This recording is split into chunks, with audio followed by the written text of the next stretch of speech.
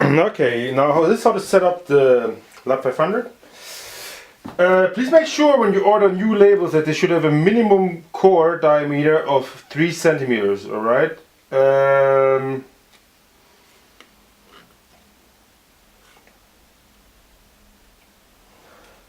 So the inner core, this core has a little bit plus, you know, this is like, this is 2.5, this is 2.5, and it should be at least 3 centimeters, okay? So this inner core is too small. So for the test run what we do is, I'm just going to pull that over now, but it's not 100% securely in place now, okay? So please make sure you use a little bit bigger inner core for future orders with your label manufacturer. Or you have to put the existing labels onto other cores. Okay. Here's a diagram how you feed the label into. Okay. Make sure you're in between this label sensor here. Okay. To detect the label position, and then go here around the edge. Make sure you're right in the middle here. When you fasten those screws, there are two side bars to this little, these two little plastic coins here, and just pull out the paper material. You might have to remove some of the labels here. All right, as you can see, so just enough to go one more time around. Of course, you're gonna lose some labels here, but you can just easily use them manually. Check. Then this is a little tricky. You go around the red rubber roll, open here, this plastic roll, okay, fill it in there, so there we go, and then we go outside the plastic roll and fasten this with this bar here, okay, you put this bar in those two plastic holes which are made for it, and then just slide it over a little bit so you can see that it's stuck in there properly. And then make sure that you reinstall this metal bar. Okay, I'm going to put that right here as an extra weight to make sure that here really is a 180-degree angle. So what you can do now is press the label button. Now you can see it dispenses the label halfway. It should be in a way that the label actually is reaching right the edge. This is not the case, so you have to move the label position actually a little further to the edge. So this is by removing the label sensor a little bit further to the right. Fasten those two screws again. There's two screws in the back here. Press the label button again. It's still not enough. You go a little bit further. Okay, now we reached the end here. So we can also adjust it and going a little bit further to the back, all right? Good, a little bit further to the back. So now, actually, it's proper, all right? One label is a little bit overlapping. That's still all right. It shouldn't overlap too much because then we get the problem that that it might block the pouch when it passes through, all right? But so it's pretty much all right. Then make sure that these green rubber rolls here, these two, which give extra pressure onto the label, are right on top of the conveyor belts. When you turn on the conveyor belt, these should spin, alright? The machine now is set up to run these pouches 90 degrees, alright? You can do one test to see where the position of the label is. Press the start button for the label to activate the label part. Press the conveyor button to activate the conveyor belt, and then press start for the input feeder, alright, to feed the product. If there's only one product inside, it might take a little because there's not enough weight on top to press down the product onto the feeder, okay? So now this is the result. It's pretty much the one like you wanted it. I don't know where your sample is right now. Okay, as you can see here, you want it further to the left so it does not block the view of onto your logo, right? So if you want to move the label further to the left, you want it to be dispensed later, right? And you want to get it a little bit more to the top. So you want to dispense later, you move the product sensor to the right, okay? And as you want to go further to top, what you have to do is you open this part here. Make sure you turn off the labeling part, because if you put your hand over the product sensor, it might shoot out some labels and then stick them right in the conveyor belt. And then use this wheel here, okay, to move it further to the top. Okay? Try to see, you can just look at it like that. That's better. Then make sure when you move that on the Y position that you push those rubber rolls right above the conveyor belts again, okay? Make them spin with the conveyor belt. Then fasten that screw here again. Run through another part, start the label application again. And okay, now we're running another product through.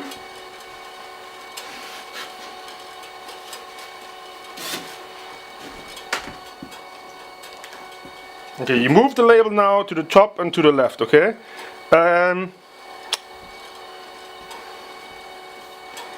As you can see here, because of this ZipLock mechanism, the label is not stuck 100% tight onto the pouch. However, when they fall on a table or on the carton, they will stack on top of each other and actually give you additional pressure.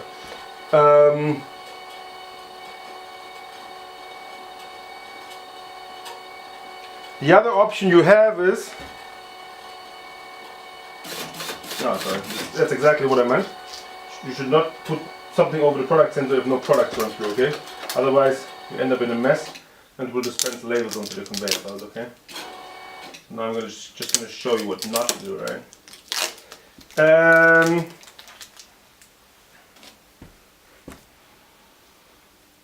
If you really want it right on the ZipLock mechanism here, yeah, I think it's best you just let it drop into a carton, or we can supply you with another rubber roll. So you have another conveyor belt here, which is just loose right now, which you could get on that reel here, and use another rubber roll to push additional pressure onto this side. Okay, I'm going to show you how you actually reinstall that reel onto the conveyor belt. Okay, you're going to remove this part here. Make sure, because show you.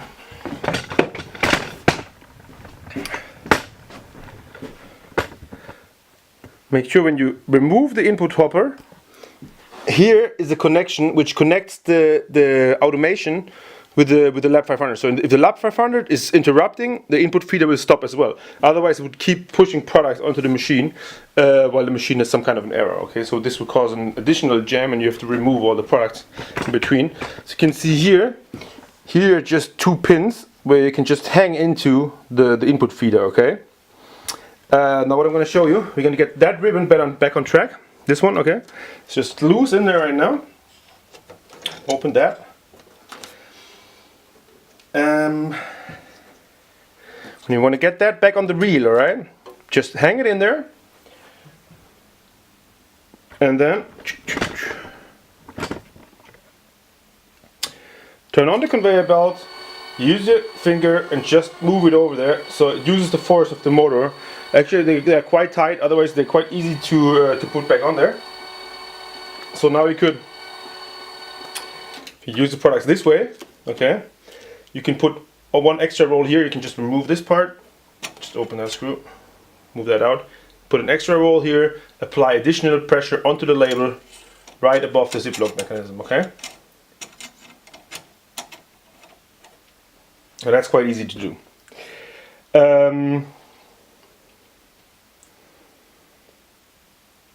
Now I'm going to show you how to change again from one format. If you move it 90 degrees, okay, actually it was set for 90 degrees, so that's why we're going to get that back off. Okay, we push that over these side feeders. We get the side feeders down here, move them all the way down, so that product is pressed against the conveyor belt and is kept in place, kept in position, okay? And close that one. So if you use that on the length side, you know, that's actually pretty perfect this way.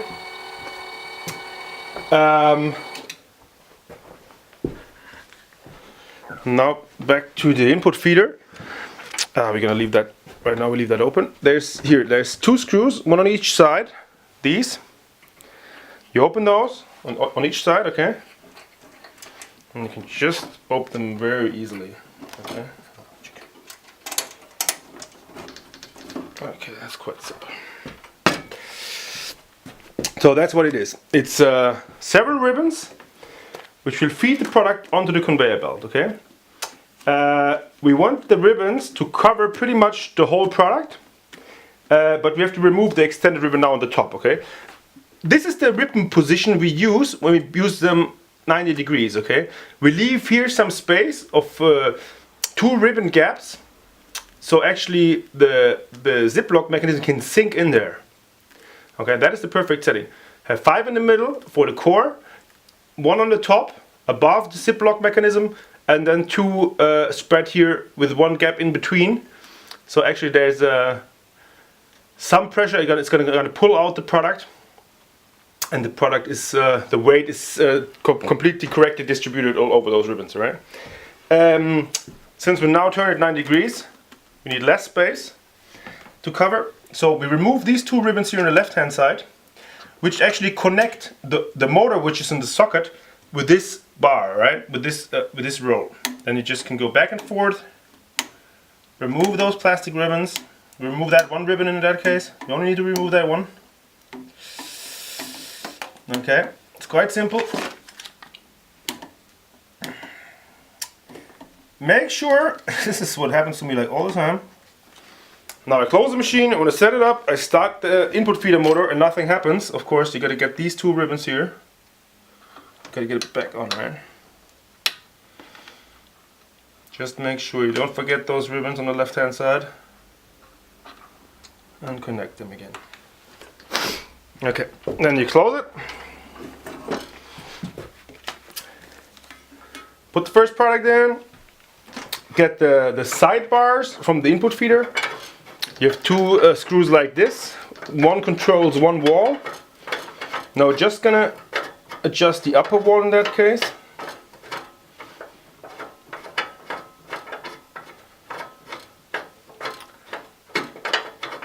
So as you can see, changeover time is roughly about 10 minutes.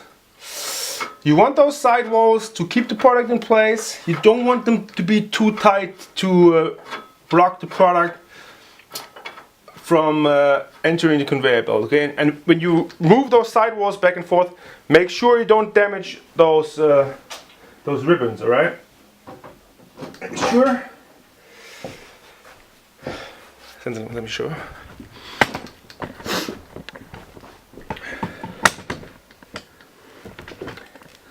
The ribbons are going right here.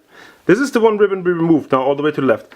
Here are the side walls which keep the product in place, and they go all the way through, and if you move them back and forth and they pass these ribbons, they might destroy the ribbons.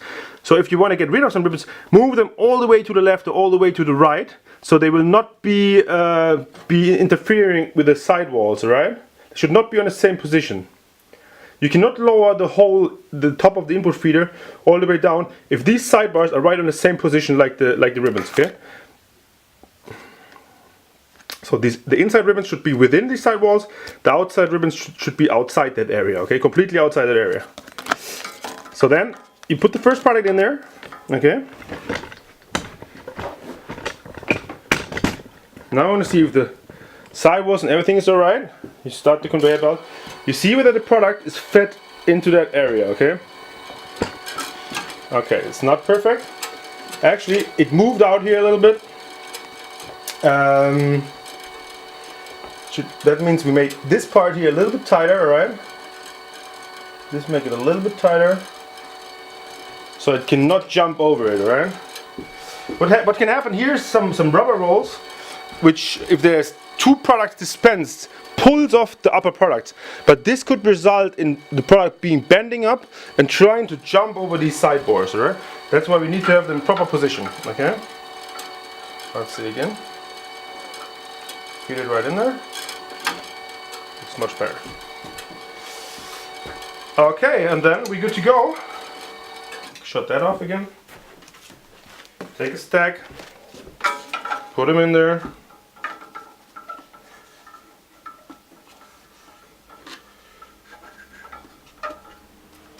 Okay.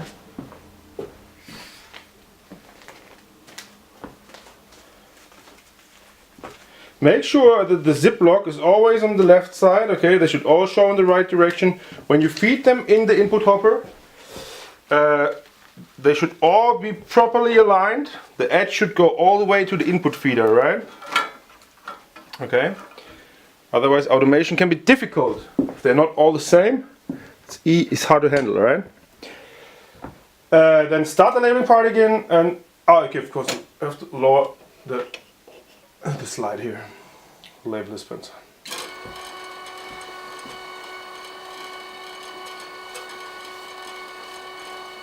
Okay, maybe that's not enough. You need a certain weight, okay? You need a certain weight inside the input feeder. Ah, sorry. It's not. It wasn't turned on. It wasn't turned on. Okay, make sure that there's a blue light here, which shows that the input feeder is activated. Okay, wait. Of course, you have to set the label position straight. This will not work. So we get it back down. Just gonna get that back down right in the middle. Everything else is alright. Pretty much set. Remove those rubber rolls again. Make sure also that these rubber wheels here are not right over the product sensor, yeah? Otherwise it will detect the product where there is none and will shoot labels just without any sense. Just keep shooting labels onto the conveyor belt. I'm gonna put that one back in there. And now it should be good. Okay, still not perfect here. See? Label position is alright. Still the product try to jump a little bit. That is because there's still too much space here in the input feeder actually. There's too much space. It's not led directly onto the input feeder, okay? So leave it a little bit of wiggle room so it has space, but make sure, okay.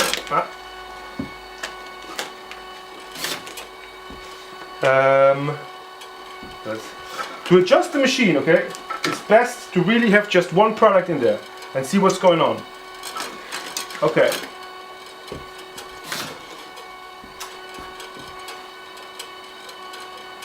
Okay, what happened? It was blocked here on that side, and then try to jump around. Okay, so we have to get these positions a little bit further up on both sides. That wall, we want to get it aligned completely with that sidebar. Get that a little bit further up. Get the upper wall a little bit further up. Try again. Try with one product, okay, so you can see what's going on. It's still not perfect. A little bit further. Make sure it will land right on that conveyor belt, okay? Leave enough space, enough wiggle room so it can move in there. Much better. Start the labeling part again.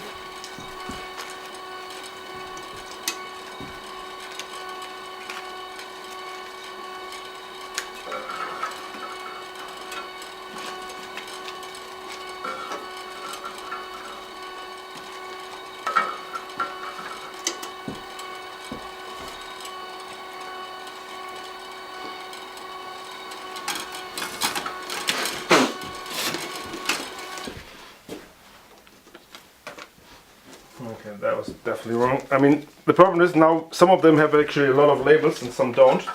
So the thickness is not equal anymore for all these products. If something happens like that, if there's several products dispensed, it can happen due to a bunch of reasons. Just remove them, press the conveyor button again.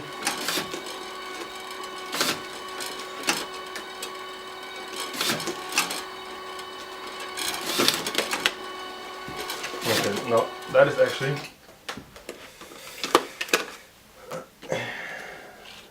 it's going okay, but maybe it's a little bit too tight.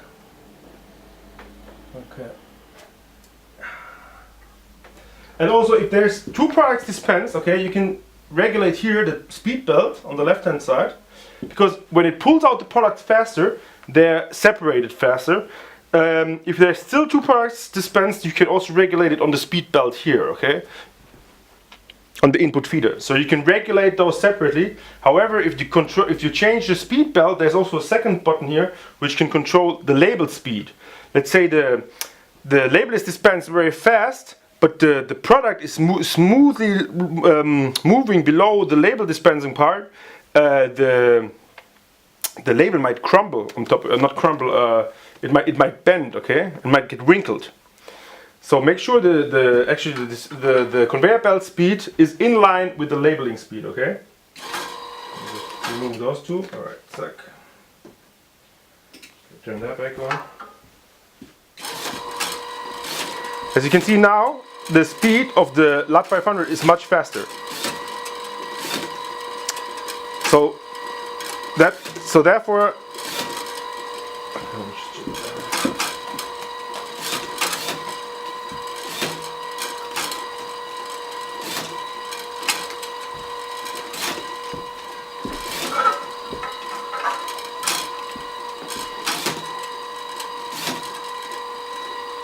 also make sure there's enough products in there. Like now there's only 6 or 7 products. If you don't have enough products in there, it tends to take forever because you need a certain weight level, so it pulls out the lowest product onto the conveyor belt. Okay.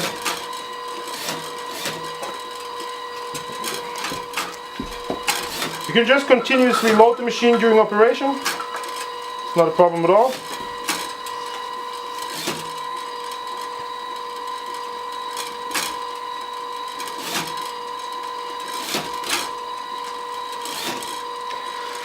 In this case it took 2 again.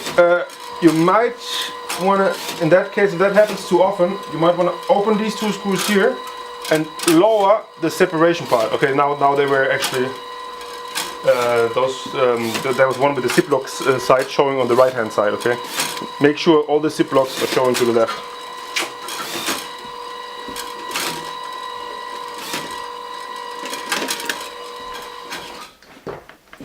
Okay, as you could see here, there was a label stuck, because this one had a label already on it, and it stuck it onto a second. I mean, these have already quite a few labels on them. You know, if you have 5 or 6 labels on top of one pouch, and then the other ones are empty or only with 2 labels but distributed, the thickness actually, this one will be thicker than this one. So now to automate this, it's going to become difficult because they're not all the same thickness anymore. This is already 7 stickers on them.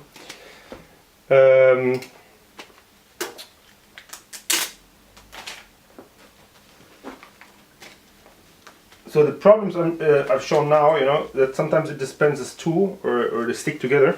That shouldn't happen with new pouches actually. Tested it with new ones, works very good. Put that back in there.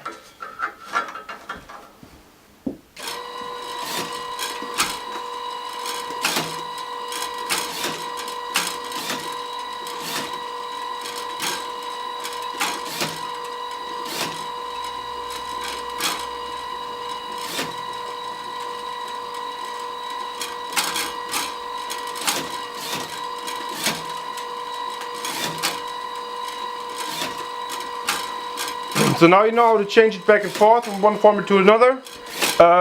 If you want to get it back to the other format, just follow the video in the opposite direction. Yeah, if you need anything else, have any questions, just let me know.